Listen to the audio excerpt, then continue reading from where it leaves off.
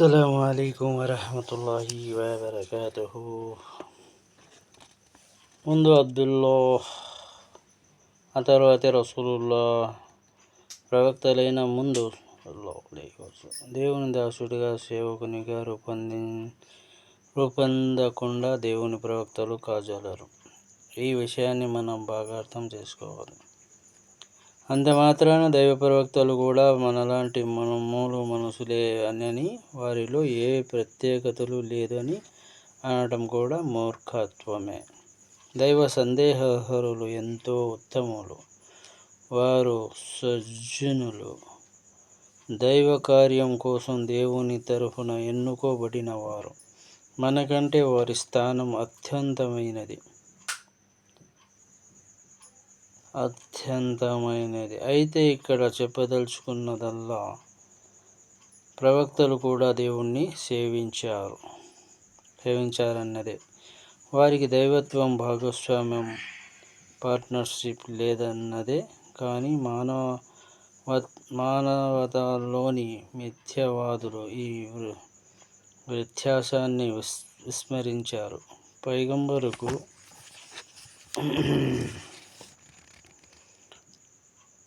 వలీకి మధ్య తేడా లేకుండా చేశారు.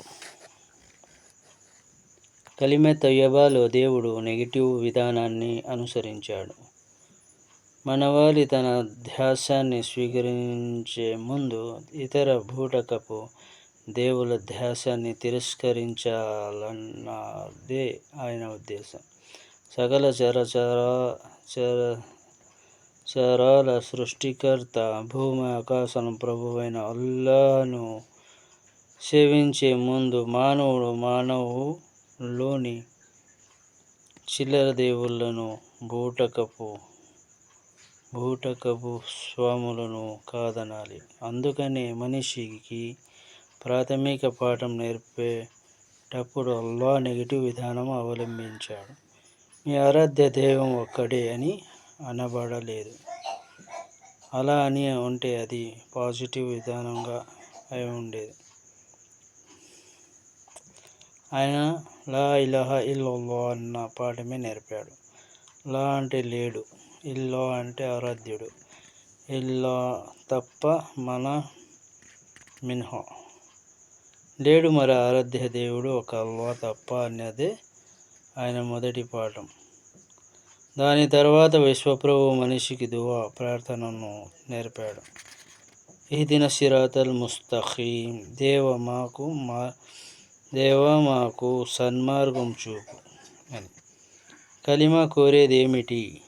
కలిమాను స్వీకరించిన మరుక్షణం నుంచే మనిషిలో విప్లవాత్మకమైన మార్పు వస్తుంది. వెంటనే అతనిపై 2 బాధ్యతలు మోపబడతాయి. ఒకటి షిర్క్, బహుదైవారాధనను త్రోసిపుచ్చడం. 2 దేవుని ఏకత్వాన్ని విశ్వసించటం. జీవితపు అన్ని రంగాల్లో ఆయన ఆదేశాలను నిర్వర్తించటం.